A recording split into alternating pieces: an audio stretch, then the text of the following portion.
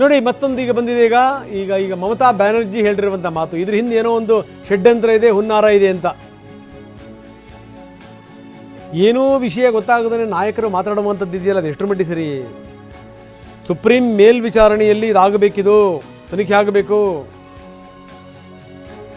ಅಲ್ಲಿ ಇನ್ನೊಂದು ಸೇರಿಸಿದರು, ದೇಶದ ನಾಯಕರಿಗೆ ಸುರಕ್ಷತೆ ಇಲ್ಲ, ಯಾವುದೇ ಭರವಸೆ ಉಳ್ಕೊಂಡಿಲ್ಲ. ಮಮತಾ ಬ್ಯಾನರ್ಜಿ ಚುನಾವಣೆ ಹತ್ತಿರ ಬಂತಲ್ಲ, ಶುರು ಮಾಡ್ಕೊಂಡ್ರು. ಇದು ನಮ್ಮ ದೇಶದ ರಾಜಕೀಯ. ಇದ್ರ ಹಿಂದೆ ಏನೋ ಒಂದು ಪಿತೂರಿ ಇದೆ ಅಂತ ಅನಿಸಿದೆ ಅಂತೆ ಮಮತಾ ಬ್ಯಾನರ್ಜಿ ಅವರಿಗೆ.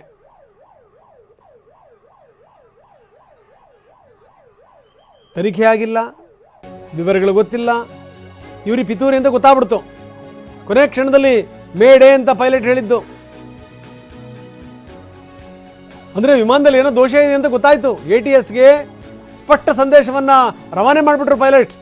ಮೇಡೆ ಅಂತಂತಂದ್ರೆ ನಾವು ಅಪಾಯದಲ್ಲಿದ್ದೀವಿ, ಯಾವುದೇ ಸಂದರ್ಭದಲ್ಲಿ ನೆಲ ಕಪ್ಪಳಿಸುತ್ತೆ ಅಂತ ಅರ್ಥ.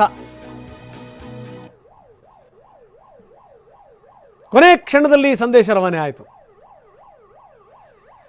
ಅಂದರೆ ಅವ್ರಿಗೆ ಗೊತ್ತಾಯಿತು, ಎಲ್ಲೋ ಒಂದು ಕಡೆಗೆ ವಿಮಾನ ನನ್ನ ನಿಯಂತ್ರಣಕ್ಕೆ ಸಿಗ್ತಾ ಇಲ್ಲ, ಏನೋ ತಾಂತ್ರಿಕ ದೋಷ ಆಗಿದೆ. ಸಿಗಬೇಕು, ಅದರಲ್ಲಿನೂ ಬ್ಲಾಕ್ ಬಾಕ್ಸ್ ಸಿಗಬೇಕು, ಅದರ ರಹಸ್ಯ ಏನು ಅಂತ ಗೊತ್ತಾಗಬೇಕು. ಯಾಕಂದರೆ ಈ ಗುಜರಾತ್ನಲ್ಲೂ ಕೂಡ ಆದಂಥ ದುರಂತ ಇದೆಯಲ್ಲ, ಅದ್ರ ಬಗ್ಗೆಯೂ ಕೂಡ ದೊಡ್ಡ ದೊಡ್ಡ ಕಥೆಗಳು ಎದ್ದಿದ್ವು. ಈಗಲೂ ಕೂಡ ಪ್ರಶ್ನೆಗಳಿವೆ.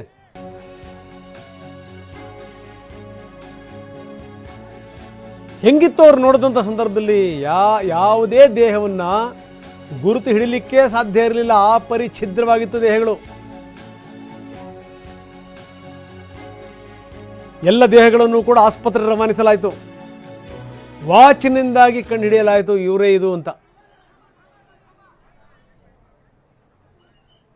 ಒಂದು ವಾಚು ಇದನ್ನು ರಿವೀಲ್ ಮಾಡ್ತು. ಇಲ್ಲ ಅಂದರೆ ಪತ್ತೆ ಹಚ್ಚೋದೇ ಕಷ್ಟ ಆಗ್ತಿತ್ತು. ಕೊನೆಗೆ DNA ಪರೀಕ್ಷೆ ಮಾಡಿ ದೊಡ್ಡ ಕಥೆ ಆಗ್ಬಿಡೋದು. ರೂಪಾನಿದಾಯ್ತಲ್ಲ, ವಾಚ್ನಿಂದಾಗಿ ಇವರೇ ಅದು ಅಂತ ಗೊತ್ತಾಯಿತು. ಬಾರಾಮತಿಯಲ್ಲಿ ವಿಮಾನ ದುರಂತಕ್ಕೆ ಸಂಬಂಧಪಟ್ಟಂಗೆ ಹಲವಾರು ವಿಚಾರಗಳನ್ನು ನಾವು ನಿಮಗೆ ಕೊಡ್ತಾ ಇದ್ದೀವಿ. ಬೆಳಗ್ಗಿನಿಂದ 5 ಜನ ಸಾವನ್ನಪ್ಪಿದ್ದಾರೆ. ದಾದಾ ಅಜಿತ್ ಪವಾರ್ ಸೇರಿದಂತೆ 5 ಮಂದಿ ಜೀವ ಕಳ್ಕೊಂಡಿದ್ದಾರೆ. ಲ್ಯಾಂಡಿಂಗ್ ಸಂದರ್ಭದಲ್ಲಿ ಈ ವಿಮಾನ ದುರಂತ ಆಯಿತು. ಅವರ ದೇಹ ಎಷ್ಟರ ಮಟ್ಟಿಗಿತ್ತು ಅಂದರೆ ಛಿದ್ರಗೊಂಡಿತ್ತು. ವಾಚ್ ನೋಡ್ಕೊಂಡು ಹಿಡಿದ್ರು. 2 ಪೈಲಟ್ಗಳಿದ್ದರು, ಒಬ್ಬ PA ಇದ್ದ, ಇನ್ನೊಬ್ಬ ಕ್ರೂ ಸದಸ್ಯ ಇದ್ದ. ಒಟ್ಟು 6 ಜನ, 5 ಮಂದಿ ಮೃತಪಟ್ಟಿದ್ದಾರೆ. ಇವರ ದೇಹ ಕೂಡ ಛಿದ್ರವಾಗಿತ್ತು.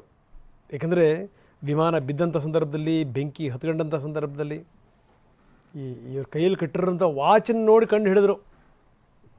ಇಲ್ಲಾಂದರೆ ದೇಹ ಗುರುತಿಸೋದು ಕೂಡ ಕಷ್ಟ ಇತ್ತು.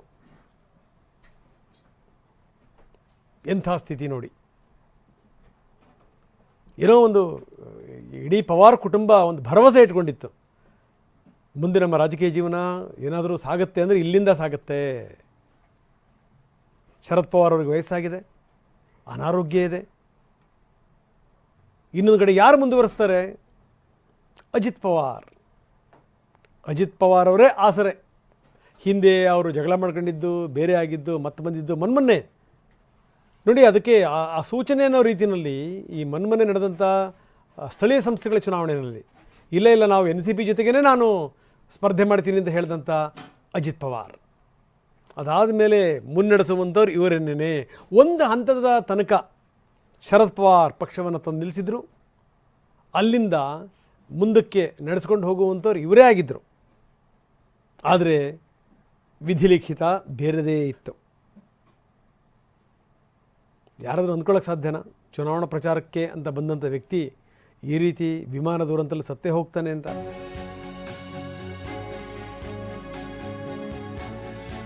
5 ಜನ ಸಾವನ್ನಪ್ಪಿದ್ದಾರೆ. ಬಾಡಿಗಾರ್ಡ್ ವಿಂದೀಪ್ ಜಾಧವ್,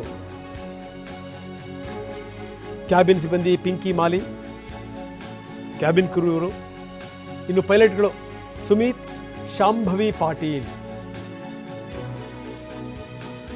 ಜೊತೆಗೆ ದಾದಾ ಅಜಿತ್ ಪವಾರ್ 5 ಮಂದಿ.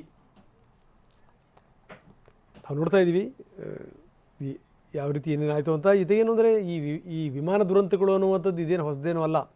ನಾವು ಸ್ಕ್ರೀನ್ನ ಎಡಭಾಗದಲ್ಲಿ ನಿಮಗೆ ತೋರಿಸ್ತಾ ಇದ್ದೀವಿ ಯಾವ್ಯಾವ ರೀತಿ ಗಣ್ಯಾತಿ ಗಣ್ಯರು ವಿಮಾನ ದುರಂತದಲ್ಲಿ ಬಲಿಯಾದರು ಅಂತ. ಆ ಬಲಿಯಾದಂಥವರ ಕಥೆಗಳಿದಾವಲ್ಲ, ಇನ್ನೂ ಪುಂಖಾನುಪುಂಖವಾಗಿ ಆ ಕಥೆಗಳು ಓಡಾಡ್ತಾನೇ ಇರ್ತವೆ. ಇಂದಿರಾ ಗಾಂಧಿಯವರ ಪುತ್ರ ಹೋಗಿದ್ದು ಏನು, ಸಂಜಯ್ ಗಾಂಧಿ ಸಾವನ್ನಪ್ಪಿದಂಥ ಸಂದರ್ಭದಲ್ಲಿ ಇಂದಿರಾ ಗಾಂಧಿ ಕುಸಿದು ಹೋಗ್ಬಿಟ್ರು ಏನಿದು ಅಂತ. ಎಲ್ಲ ಒಂದು ಕಡೆಗೆ ಇಂದಿರಾ ಗಾಂಧಿ ಅಂದ್ಕೊಂಡಿದ್ರು ನನ್ನ ರಾಜಕೀಯ ಲೆಗೆಸಿ ಇದೆಯಲ್ಲ ಅದನ್ನು ಕಂಟಿನ್ಯೂ ಮಾಡುವಂಥವ್ರು ಸಂಜಯ್ ಗಾಂಧಿ ಅಂತ. ಎಲ್ಲವೂ ಕೂಡ ಮಣ್ಣು ಪಾಲಾಗಿ ಹೋಗ್ಬಿಡ್ತು. ಅಲ್ಲೂ ಕೂಡ ಅಷ್ಟೇನೆ, ವಾಚ್ ನೋಡೇ ಕಂಡು ಹಿಡಿದಿದ್ದು. ಆ ವಾಚ್ ಬಗ್ಗೆನೂ ಕೂಡ ವಿಪರೀತವಾದಂಥ ಕಥೆಗಳು. ಹೀಗೆ ಸ್ಕ್ರೀನ್ನ ಎಡಭಾಗದಲ್ಲಿ ನಾವು ತೋರಿಸ್ತಾ ಇದ್ದೀವಿ. ಈ ವಿಮಾನ ಮತ್ತು ಹೆಲಿಕಾಪ್ಟರ್ಗಳಿದಾವಲ್ಲ, ಯಾವ ಸಂದರ್ಭದಲ್ಲಿ ಏನಾಗುತ್ತೆ ಅಂತ ಹೇಳೋಕ್ಕಾಗಲ್ಲ. ಅದರಲ್ಲೂ ಈ ಸಣ್ಣ ಸಣ್ಣ ವಿಮಾನಗಳು ಒಂದೊಂದೇ ಇಂಜಿನ್ ಇರುತ್ತೆ. ಎಡವಟ್ಟಾಯಿತು ಅಂತಂದರೆ ಬದುಕುಳಿಯುವಂಥದ್ದು ಬಹಳ ಕಷ್ಟ. ಸೌಂದರ್ಯ ಅವರ ಸಾವು ನಮ್ಮ ಕಣ್ಣೆದುರುಗಡೆನೇ ಇದೆ. ಹೆಂಗೆ ಹೋಗ್ಬಿಟ್ರು ಅಂತ 45 ನಿಮಿಷದಲ್ಲಿ ಟೇಕ್ ಆಫ್ ಆಯಿತು ದೇವರೇ ಅಂತ. 45 ನಿಮಿಷದಲ್ಲಿ ನೆಲಕ್ಕೆ ಉರುಳಿತು. 8 ಗಂಟೆ ಸುಮಾರಿಗೆ ಫ್ಲೈಟ್ ಟೇಕ್ ಆಫ್ ಆಯ್ತಂತೆ. 8:45 ಸುಮಾರಿಗೆ ರಡಾರ್ ಜೊತೆಗೆ ಸಂಪರ್ಕ ಕಡಿತಗೊಂಡಿತ್ತು. ಏನು ನಡೀತಾ ಇದೆ ಏನು ಗೊತ್ತಾಗಲೇ ಇಲ್ಲ. 8 ಗಂಟೆಗೆ ಟೇಕ್ ಆಫ್ ಆಗಿದ್ದು 8:45 ನೆಲಕ್ಕೆ ಉರುಳಿತ್ತಲ್ಲೇನೆ, ಅಪ್ಪಳಿಸಿತ್ತು. ಇದು ನೋಡ್ತಿದ್ದಂಗೆನೇ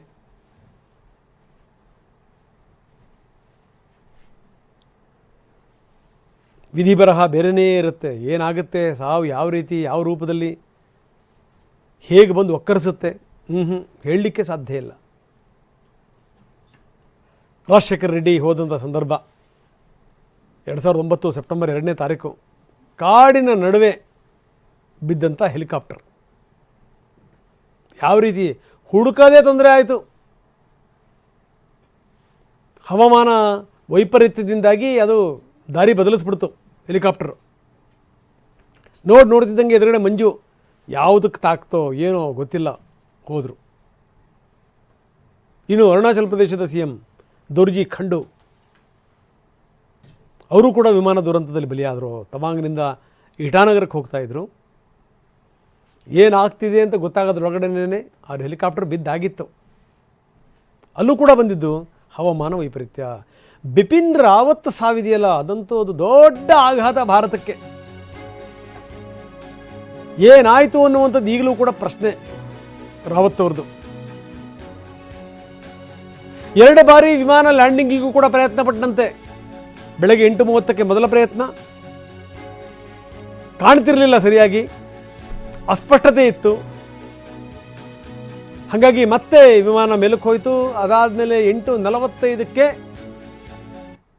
ಮತ್ತೊಂದು ಸರಿ ಅವರು ಸಂಪರ್ಕ ಮಾಡಿದ್ದು ಸುರಕ್ಷಿತವಾಗಿ ಕೆಳಗಡೆ ಇಳಿಸಲಿಕ್ಕೆ ಪ್ರಯತ್ನ ಪಟ್ಟರು. ನೋಡಿ, ಆ ಮೇಡಮ್ ಪಾಟೀಲ್ ಅವ್ರನ್ನ ತೋರಿಸ್ತಾ ಇದ್ದೀವಿ ನಾವು, ಪೈಲಟ್ ಇವರು. ಆವಾಗಲೂ ಕೂಡ ಆಗಲಿಲ್ಲ. ನೆಕ್ಸ್ಟ್ ಆಗಿದ್ದು ದೊಡ್ಡ ದುರಂತ. ನಾನು ಹೇಳ್ತಾ ಇದ್ದೆ, ಬಿಪಿನ್ ರಾವತ್ ಹೋದಂಥ ಸಂದರ್ಭದಲ್ಲಿ ತಮಿಳ್ನಾಡಿನಲ್ಲಿ ಅವ್ರು ಹೋಗಿದ್ದು. ಅಲ್ಲೂ ಕೂಡ ಕಾಡು. ಏನಾಯಿತು ಅಂತ ಗೊತ್ತಿಲ್ಲ. ಈಗಲೂ ಕೂಡ ದೊಡ್ಡ ಪ್ರಶ್ನೆಗಳಿವೆ. ಏನೇನು ಷಡ್ಯಂತ್ರಗಳಿದೆಯಾ, ಏನು ಎತ್ತ ಅಂತ. ಇನ್ನು ವಿಜಯ್ ರೂಪಾನಿ, ಮೊನ್ನೆ ವಿಮಾನ ಬಿತ್ತಲ್ಲ, ಅದರಲ್ಲಿದ್ದಂಥ ವಿಜಯ್ ರೂಪಾನಿ, ಗುಜರಾತ್ನ ಮಾಜಿ CM,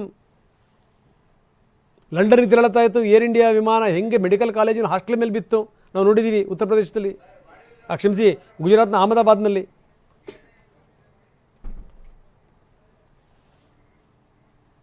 ಇನ್ನು ನಟಿ ಸೌಂದರ್ಯ, ಬೆಂಗಳೂರಿನಲ್ಲೇ ಅವರು ಸಾವನ್ನಪ್ಪಿದ್ದು ನಟಿ ಸೌಂದರ್ಯ. ನೋಡ್ತಿದ್ದಂಗೆ ಹೆಲಿಕಾಪ್ಟರ್ಗೆ ಬೆಂಕಿ ಹತ್ಕೊಳ್ತು. ಪುಟ್ಟ ವಿಮಾನ ಬೆಂಕಿ ಹತ್ಕೊಳ್ತು. ನಾವು ತೋರಿಸ್ತಾ ಇದ್ದೀವಿ ಆಸ್ಪತ್ರೆ ಮುಂಭಾಗದ ದೃಶ್ಯಾವಳಿಗಳನ್ನು.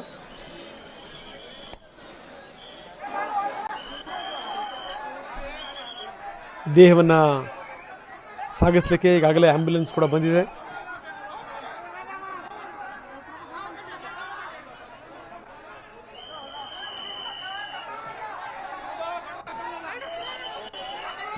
ಇಬ್ಬರು ಪೈಲಟ್ಗಳು, ಒಬ್ಬ ಕ್ಯಾಬಿನ್ ಕ್ರೂ, ಒಬ್ಬ PA, ಜೊತೆಗೆ ಇವರು ಇದ್ದಿದ್ದು 6 ಜನ, 5 ಮಂದಿ ಜೀವ ಕಳ್ಕೊಂಡಿದ್ದಾರೆ.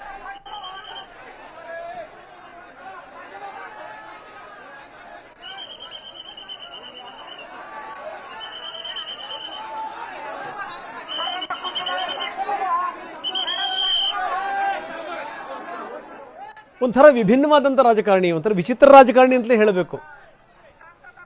ಯಾಕಂದರೆ ಈ ಕೆಲವು ಸಂದರ್ಭಗಳಲ್ಲಿ ಈ ಮಾತಾಡೋದಿದೆಯಲ್ಲ, ಅವರು ನೇರವಾಗಿ ಮಾತಾಡ್ಬಿಡ್ತಾ ಇದ್ರು. ಜೊತೆಗೇನೋ ಒಂದು ನಿರ್ಧಾರಕ್ಕೆ ಬಂದರು ಅಂತಂದರೆ ಅಷ್ಟು ಸುಲಭವಾಗಿ ಬದಲಾಯಿಸ್ತಿರ್ಲಿಲ್ಲ. ಆದರೆ ಈ ಪ್ರೀತಿ ವಿಶ್ವಾಸ ಅನ್ನುವಂಥ ಮಾತು ಬಂದ ಮಾತ್ರ ಬದಲಾಗೋರು. ನೋಡಿ ಹೆಂಗಿದೆ ಅಂತ. ಯಾವುದೇ ಕಾರಣಕ್ಕೂ ಅಜಿತ್ ಪವಾರ್, ಈ ದೊಡ್ಡ ಪವಾರ್ ಹೇಳಿದಂಥ ಮಾತನ್ನು ಕೇಳಲೇ ಇಲ್ಲ. ಶರದ್ ಪವಾರ್ ಹೇಳಿದಂಥ ಮಾತನ್ನು, ಇಲ್ಲ ನಾನು ಬೇರೆ ಹೋಗ್ತೀನಿ ಕುತ್ಕೊಂಡ್ಬಿಟ್ರು. ಆದರೆ ಸುಪ್ರಿಯಾ ಸುಳೆ ಬಂದು ಮಾತಾಡಿದಂಥ ಸಂದರ್ಭದಲ್ಲಿ ಅವ್ರ ಮನಸ್ಸು ಕರಗಿಬಿಡ್ತು. ಇಲ್ಲ ಈ ಹುಡುಗಿ ಬಂದು ಅಷ್ಟು ಕೇಳ್ತಾಳೆ, ಮಗಳು ಅಂದಾಗ ಒಪ್ಕೊಂಡ್ಬಿಡ್ಬೇಕಪ್ಪ ಅಂಥೇಳಿ ಮತ್ತೆ ವಾಪಸ್ ಬಂದರು.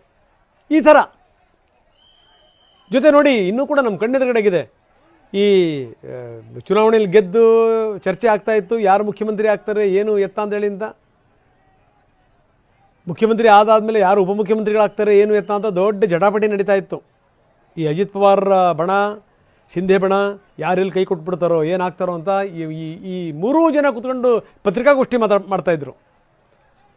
ಆವಾಗ ಶಿಂದೆ ಇನ್ನು ನೋಡೋಣ ಏನಾಗಬೇಕು, ಯಾಕಂದ್ರೆ ಮುಖ್ಯಮಂತ್ರಿ ಆದಂಥವ್ರಲ್ಲ ಅವರು, ಉಪಮುಖ್ಯಮಂತ್ರಿ ಆಗಬೇಕು ಅಂದರೆ ಏನೋ ಮುಜುಗರ, ನೋಡೋಣ ಮುಂದೆ ನೋಡೋಣ ಅಂತಿದ್ರು.